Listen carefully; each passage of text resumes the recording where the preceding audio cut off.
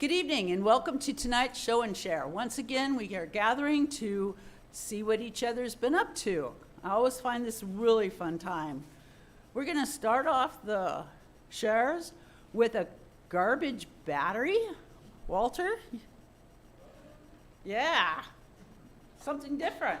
It is something different, but it is all in the theme of trying to reuse things.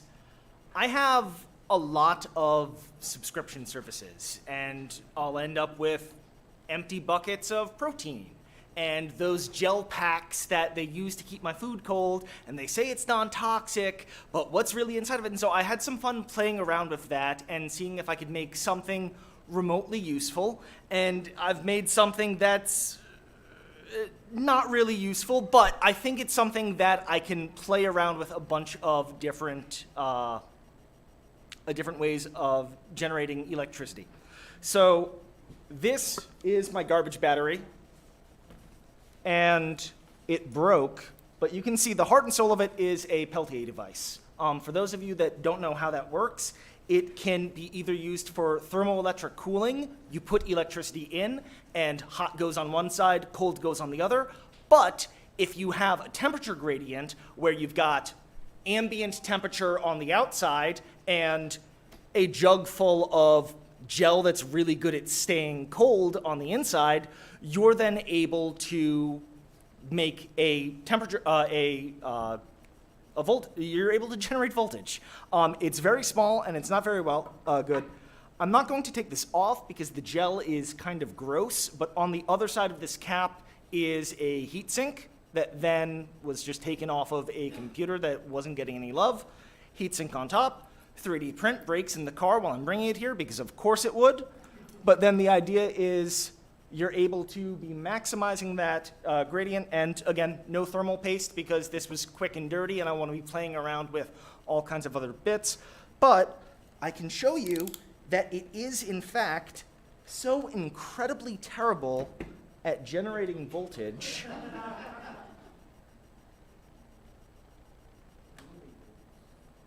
We're gonna be getting, oh wow, it's gone down. I was getting 1/10 of a volt before, and now we're into less than that.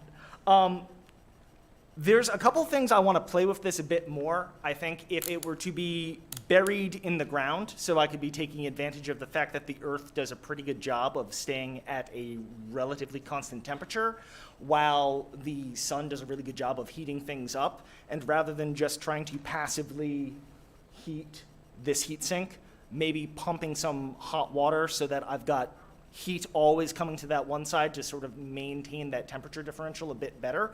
It may be a bit less garbage, but it was exciting to be able to take literal garbage and make at least a proof of concept out of it. That's all I got unless you've got questions. In the back? Yeah.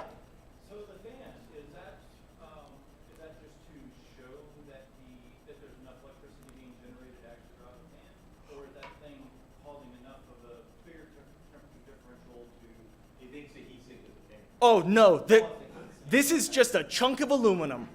Just a heat sink. I was flirting with the idea of using whatever electricity is generated to then have a fan, but we're nowhere near there yet. So, no. Any other questions? Yeah. Yeah, I live off the Tennessee River. Uh-huh. Could you put some kind of pallet 30 feet down in the water where it's going to be really cold and do something with that? I know people are using that as heat exchangers Uh-huh. for the houses. That could be really cool. I don't have Riverside thing. The one thing I would be dubious about there is while it's a sodium polyacrylate, by the way, for those of you that didn't know what it is they're putting in to make those gel.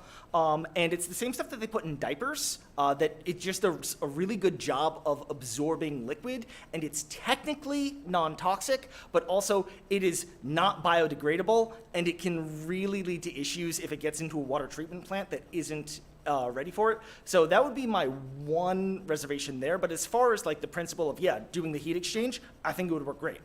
Well, I was just thinking of having like an old set of radiators like houses used to have down on the bottom with water running through Yeah, maybe some glycol in there to keep it from freezing, so you're just cycling down there, sucking the cold out of it. yes, I understand. So just using the Peltier device and just getting the differential elsewhere. Yeah, that would work totally.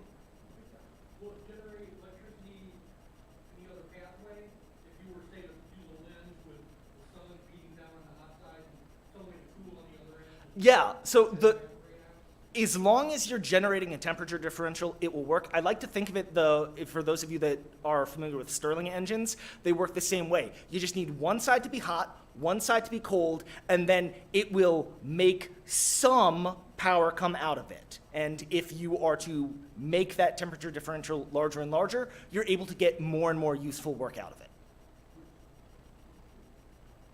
All right, thank you so much.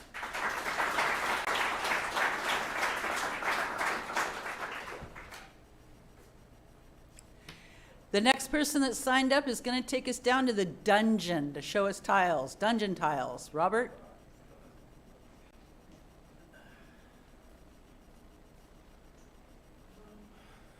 Hi. So, wanted to introduce myself before I brought on my show and tell. I'm Robert Stuvland. I just became a member last weekend. Very excited to be a part of the community and make cool stuff. And hold on.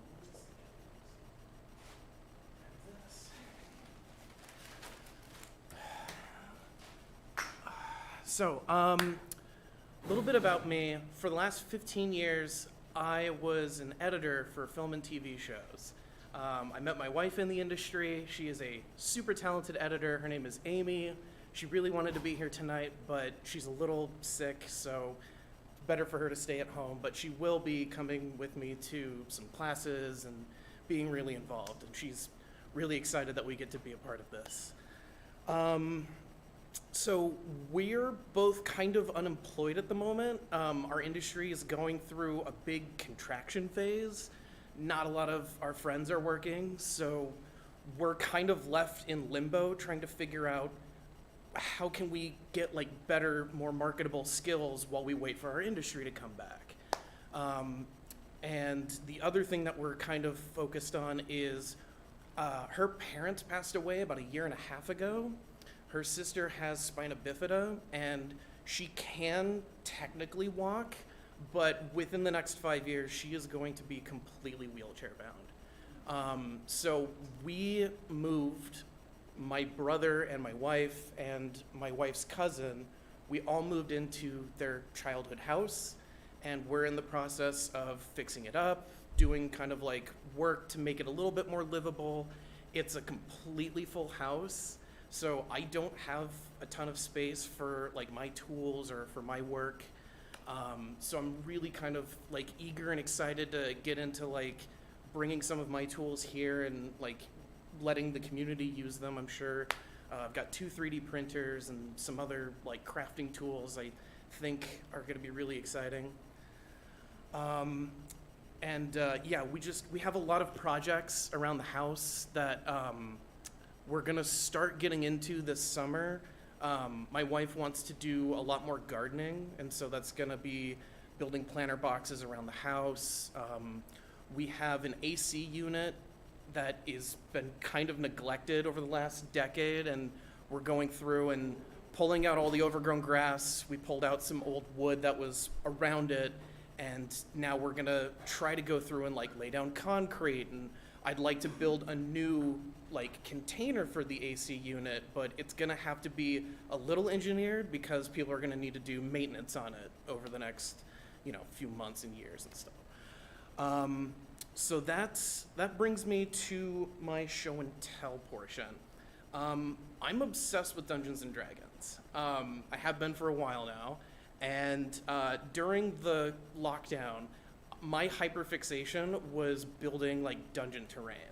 I'm pretty sure it has something to do with my obsession with like the Lord of the Rings movies and all those behind the scenes documentaries showing people working with like foam and paint, and when it all goes in front of a camera, you'd have no idea that it was all mostly handmade. So I started out, made a couple of variations on my dungeon tile.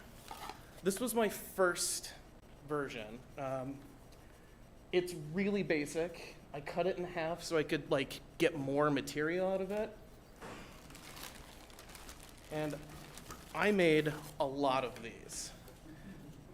This is just like a tiny piece of it. I have a whole storage locker filled with all of my crap and stuff. The only issue that I have is whenever someone moves the table or moves their piece a little too aggressively, you start getting misalignments. And so my OCD kind of couldn't accept that. So I made a new version, a little bit thicker. I didn't cut it down at all.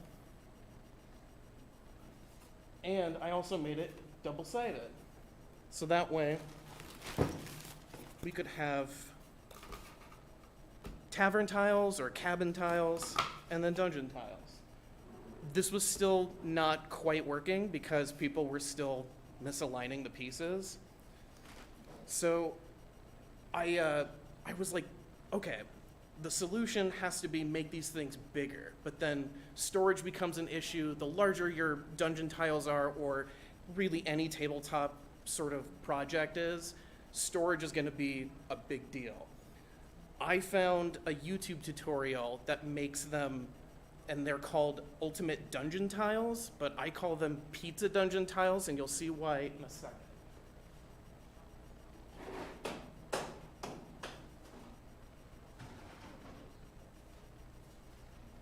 This was the solution. It's about 20 inches. You lay down a grid, and I found a like pie plate from Party City that was big enough. It has like a little hole in the center so I can find the true center of the grid. It has like, the pie plate had its own like ring on it that I could use to create the first sort of like area. And then you could start with all of the characters either in the middle of the board and working outward, or on the outside of the board working their way across. You can also double-side it as well. And it works amazingly on like a Lazy Susan. So if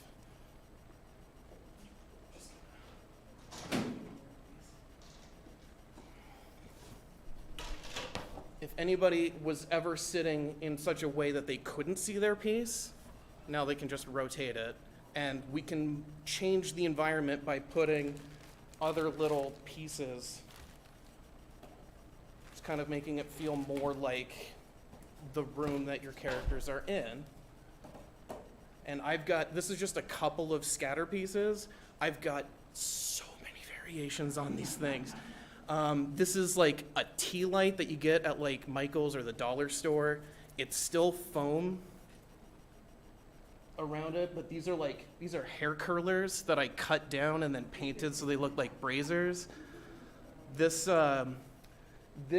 little flame, I went to McKay's and they have like a free toy section, like a big bin. I found someone's like, it had like a fire piece on it. I made copies of it because it was really nice looking, and I was using 2-part epoxy resin to make the molds and then the casts of it. I got pretty far into that, and yeah, I still want to get better. I don't have like a pressure tank or anything, so I still need to iron out some of that. But I'm really excited about making these giant dungeon tile pieces. I made a bunch of variations on them to kind of go with different themes.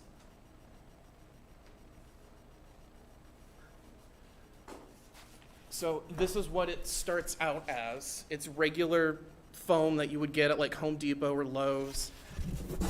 And then, you know, this has a grid on it.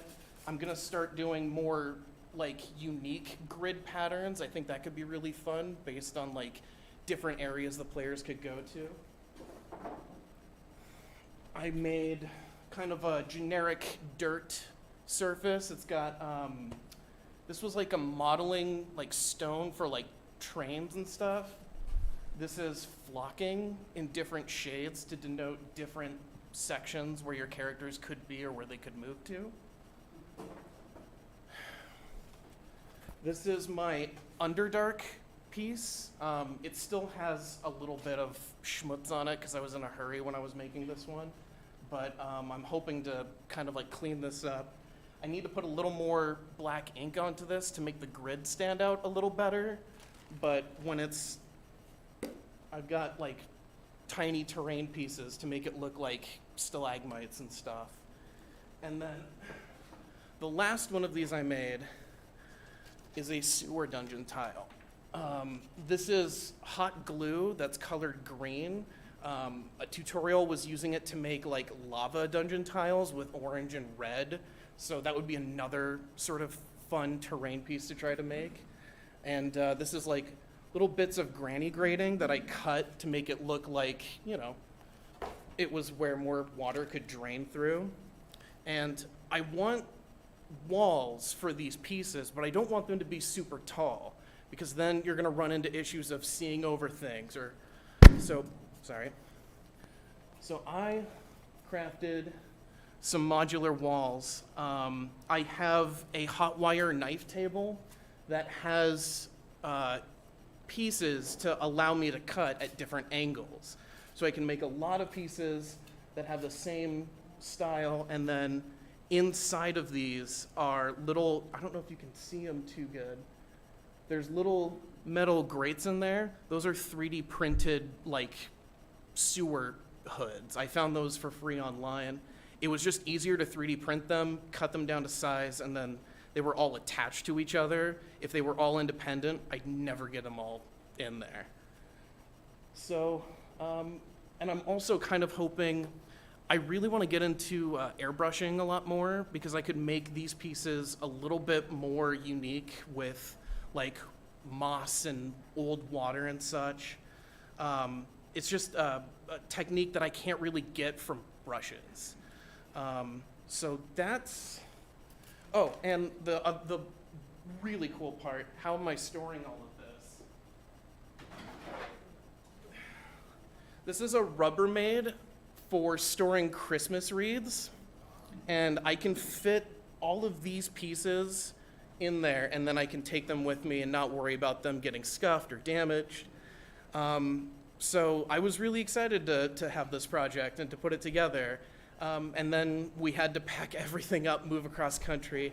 I haven't actually gotten a chance to play with any of this terrain yet, but if anybody here is excited about D&D and wants to do like a one-shot or kind of like a monthly sort of a campaign, I'd be interested in running that for you guys. So that's my dungeon tiles. I want to pass some of these around. I feel like we'll have more success with the smaller pieces than the big pieces. Oh, and I bring way too much. My wife and I got married in 2022. We had a fantasy Renaissance fair, Legend of Zelda hybrid wedding theme.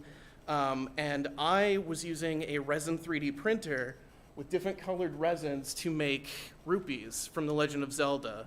All of our centerpieces were in these ginger ale bottles, and they're not on this one, but on all of the others, there was a cork with batteries and a little string light that would go down the center and illuminate all of the rupees from the center. So this is just filled with green rupees, but I had yellow, red, purple, like I had a whole spectrum of the rupees. And I kind of gave myself resin poisoning when I was making these. So learned my lesson there. But yeah, that's what I have to show and tell. And yeah, I can pass some of these around for you.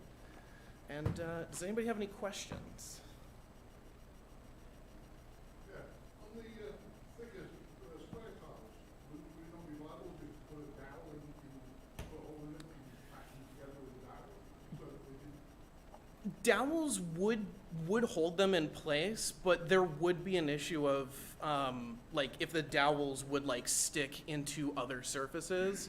There was a tutorial that made these where the solution was putting in like small magnets. I ended up using that method for like tiny walls. I didn't feel like having them in tiles was great because you were constantly flipping them around, and if the polarity got mixed up, it was kind of an issue. But I did end up going with a magnet wall system, it was supposed to hold like as a border around all of the pieces. It worked pretty great on like a whiteboard, but whenever we would use these pieces on any other table, it was just, you were constantly struggling to keep the grid in alignment, so. Another question, I mean, you've obviously gone into a great deal of trouble building these scenarios. How long does it normally take the players to screw it all up? They can screw it up pretty quickly if they really want to. I try to, I don't want to be like I try not to railroad entirely a D&D session, but I'm more of a story-focused player myself. I'm not really big, like people can get lost in the weeds on like, how many arrows are you carrying? How much does that disguise kit weigh? Like, when was the last time you all long rested? Are you sure you have all those hit points? Like, that isn't as fun for me as we get to meet a really memorable NPC character, and then later at the hero's lowest point, if that character came back and helped the whole team, to me, that's the real beauty of Dungeons and Dragons.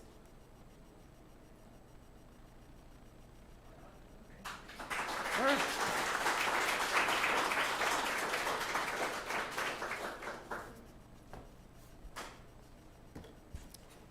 Genius. Thank you.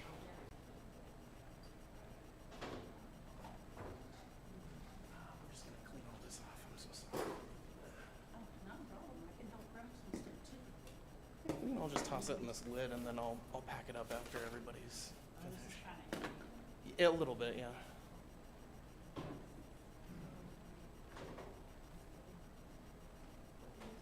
So will you maybe have that at the arts and crafts table later for people to come by and look closer? Absolutely, yeah. Yeah, that'd be great. That'd be really great. Next, we have somebody new. Kiefer would like to ask questions on a truck project he's working on. We do that as well here. Oh, the double screen? Yeah. Which one? That one? I don't want to make it worse. Oh, I made it worse. Yeah, we turned it off. I'll turn it back on.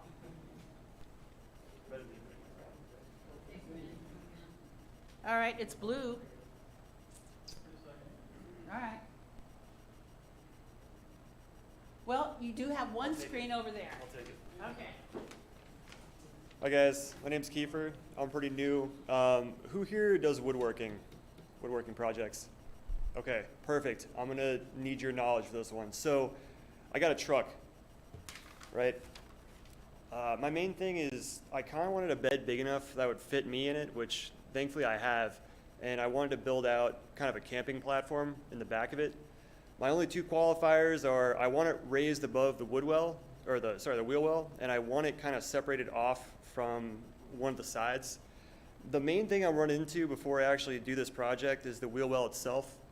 So I'm kind of split on setting it up in two separate ways. One giant, box that would run from the back of the actual bed to the front, or to parse it out into three separate sections and kind of lash them together or attach them together when I'm using it. I didn't want it to be a permanent fixture. I wanted to be able to take it in and out, when I actually have to load stuff into the back of it versus when I'm actually camping. So I kind of wanted your guys' opinions. I had some really shoddy mock-ups if you want to take a look at it. So I guess my one idea, the option one, would be just two trusses down the sides and kind of a frame, and then just connect those to that frame and just take it out with a piece of OBS board or some kind of particle board on top when I'm ready to take it out with like some bolts or something like that. So just reinforcing the OBS with some 2x4s, and then that would sit on top of something that would actually just kind of hold it into place when it's actually driving. Or the third option, which I feel like might work but might not, it'd be three different sections: front, the middle, and the rear. The rear would be right before the wheel well, the middle right on top of it and surrounding it, and then the front section would be just another portion because I didn't want it too big. I wanted something I could actually parse down less than 6 feet, less than maybe like 3 feet each side. So my main thing is I don't know which one to do, and I don't know which one might be the easiest. Any input? Question. Yeah. Do you have a garage? No, I don't. but I have a place I can, I have a garage, but like we use it for other stuff. I can store it in the garage if I needed to. Can you back your truck in there and winch whatever you're bringing out of it?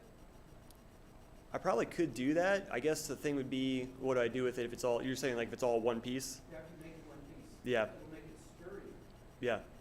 and being able to winch it out would be handy, so it's all in one place, but then again, you're absorbing a lot of space out of your garage. Yeah, when you say winch it, I guess the only thing I'm thinking about is with the actual, I could be misunderstanding, but my only thing is with the wheel wells themselves, if I had something that could move it, well, I guess I could move it sideways. It'd pop out sideways because I'd still have some room. It'd have to be shorter than the other wheel well. Okay. Yeah, I guess that would be one option for sure. But your prime thing is having to just make it, not having to get it out when you use the trucks. Yeah, I feel like I could get it out one way or the other pretty easily, but I don't know which would be easiest to do. I would like it in smaller parts, but I feel like having it in 3 different sections would be three boxes I gotta build instead of just one box if I kept it in one piece. You could build all 3 boxes simply attach them underneath the leather so that they fold onto each other.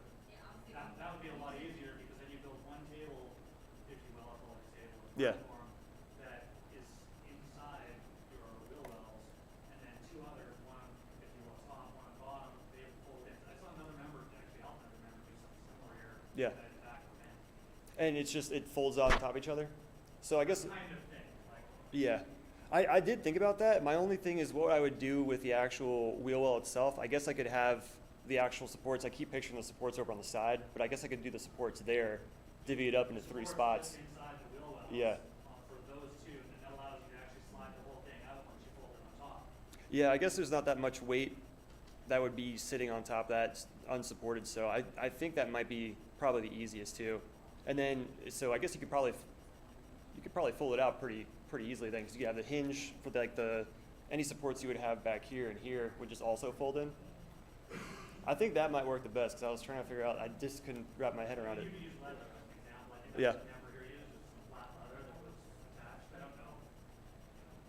An actual hinge would work fine too. Yeah, leather would be great. I was thinking something like some kind of shed, like hinge for a door or something like that too. Yeah, I'd go with the leather Yeah. on the top board piece, but then use regular hinges, and you can have another 2x4 at the foot and the head to Mhm. support where you want to hold. Okay. So you do a combination of leather where you want it smooth, with the durable hinges for your support. Okay. Yeah. And then if you had all 3 tables, if you will, and call it like support around, you should have no issues with it. Okay. Yeah. I think that might actually work out too. Sure. You thought about instead of 3 sections, making it lengthwise, just 2 pieces, the right and the left. You can still have that hinge in the middle to flip over if you want. You mean like lay it? It'll allow you to have compartments under it that go the length of the bed. 2 of them. I did think about that too. I guess my only thing was I didn't know how it would support it in the middle. That was the only thing where it actually folds over. I guess I was thinking about that too, and have a separate have one kind of truss here or support here, one right at the fold, and then another one that also folded up too. I did think about that too. I wanted a little bit more access when it was actually up, so I could actually have like open access to it when it's not folded up. But I guess like in half, you'd still get the same thing. Honestly, yeah, that'd be pretty good. So I want to thank you all, and I don't mean to cut you off, but you saw how many woodworkers there are here, right? Yeah. You're Oh, that's probably fine. going to get a different idea from every single one of them. I know, yeah. So I don't want to discourage you at all. Could you all meet out at the hospitality table later? That's and fine. go Yeah, over it? I don't mind Yeah. that at all. Yeah, thank you. Yes, thank you so much.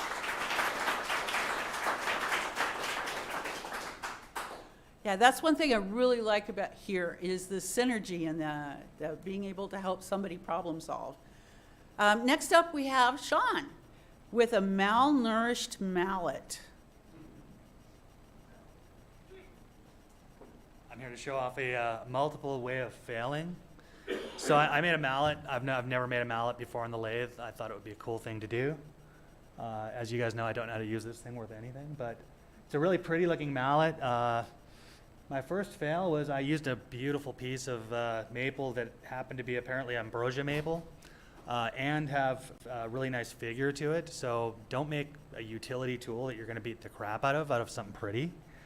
And my biggest thing is, it's, as you can see, it's cracking, and that's why I'm saying it's malnourished. But I think I did not wait until this thing got dry enough. I mean, you turn it out of a piece of firewood, but it was real pretty for a failed project, and I figured that at a bare minimum, I can kind of keep it in the car and say, oh no, I'm going to the shop to fix it. So, any questions on my failure? Cool, well, thank you. Oh, sorry. Sorry? Oh, so I can talk about some reasons that this did fail. One, if we look at the grain of this wood, never make a mallet out of a nice quarter sawn, there's another fail, piece of lumber. This will fail no matter what. It wouldn't matter how dry it was. The grain on this thing is probably why it broke more than anything else. But yeah, different wood. I'd probably make this out of something like hickory, oak, something harder, right? I just grabbed a piece. I mean, I'm Canadian. I like working with maple, eh? So, thank you.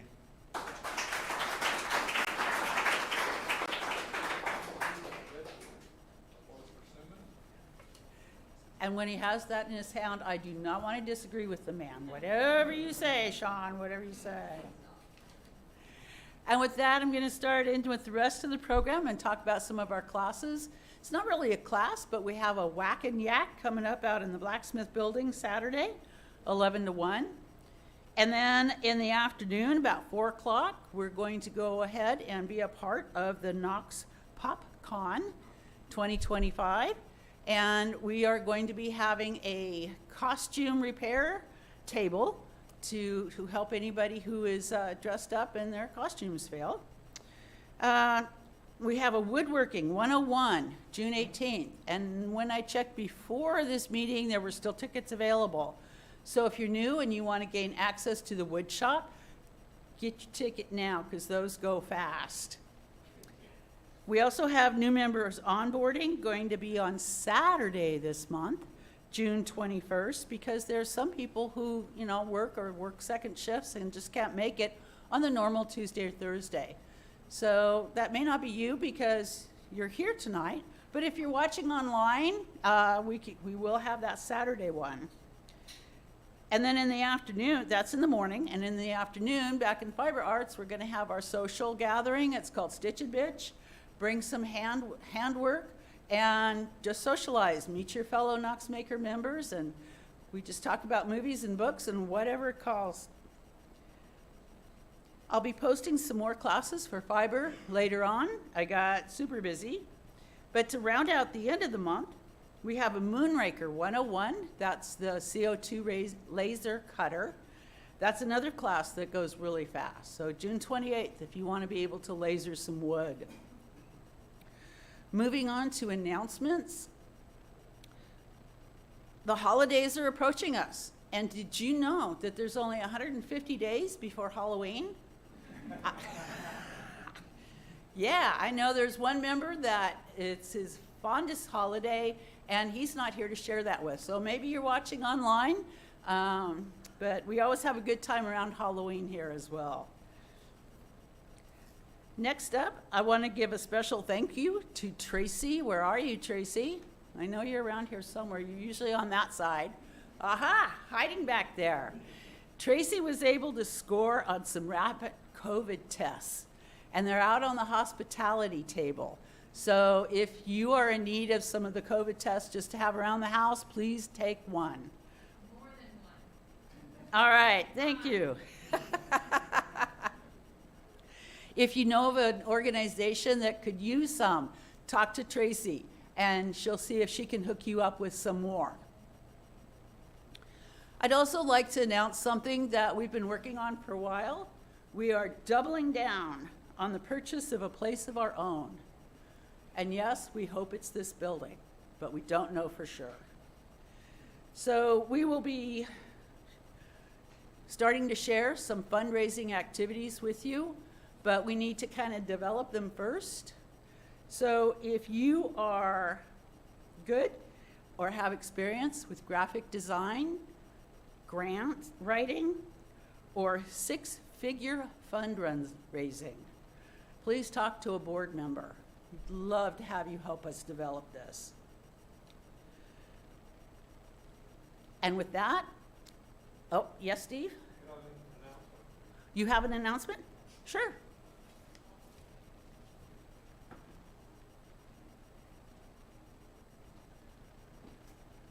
As many of you know, I'm a member of Trout Unlimited, and we have an event for kids this Saturday, which we've been doing now for probably 20 years, called Kids Fish Free Day. And if you bring kids between 5 and 15 to Miller's Island from 9 till about 1 this Saturday, we'll take them fishing, we'll demo and let them try tying flies, feed them hot dogs, and there will be prizes, which are fishing rods. And this is fly fishing, if I remember correctly. Either fly fishing or spinning gear, whatever they're comfortable with. Okay. But if they want to try fly fishing, I can teach you to cast in 20 to 30 minutes. Seriously?